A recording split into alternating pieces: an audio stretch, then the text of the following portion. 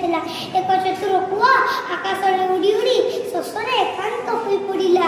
ତା ଗଳା ଶୁଷ୍କ ହୋଇଯାଇଥିଲା। ମନେ ହେଉଥିଲା ଯେ ଆଜି ଯଦି ପାଣି ନ ମିଳେ ମୁଁ ବଞ୍ଚି ପାରିବିନି।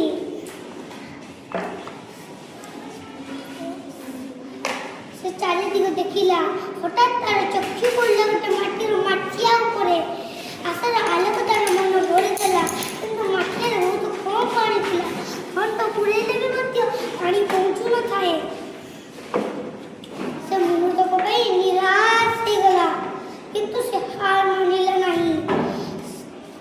ସେ ଭାବିଲା ବୁଦ୍ଧି ଆଉ ଧୈର୍ଯ୍ୟ ଥିଲେ ସବୁ ସମସ୍ୟାର ସମାଧାନ ଅଛି। ସେ ଗୋଟେ ଗୋଟେ କରି ଗୁଡ଼ି ଆଣି ମାଠିଆ ଭିତରେ ପୁରାଇଲା।